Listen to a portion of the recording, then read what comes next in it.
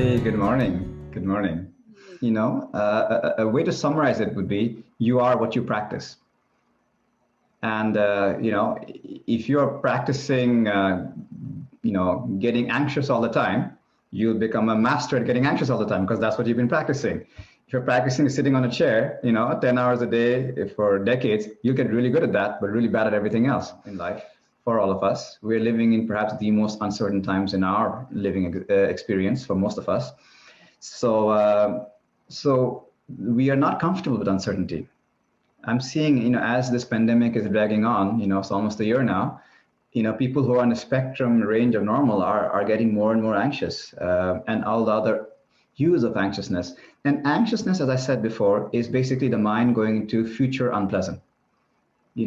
What if this unwanted thing happens? What if this wanted thing does not happen? So we spend so much time worrying and so with the what if and so little time with the what is. And that's the antidote to the worrying. You're just training the mind to what is. So even in the what is, it's possible to project into the future.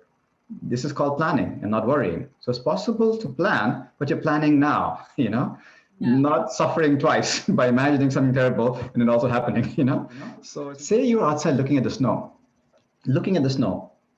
and suddenly the thought comes, oh, it's so beautiful. Right. Then I should take a picture. I must put it on Instagram. I'll put a nice caption, a nice tagline from Dalai Lama.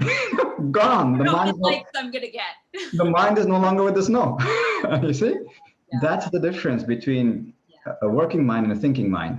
So many of us are sort of either living in isolation or living with people, and after a while, even the most pleasant people could jam up.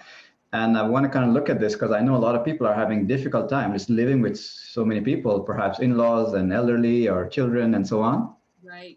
So how does mindfulness impact relationships in that sense, or intimate relationships even?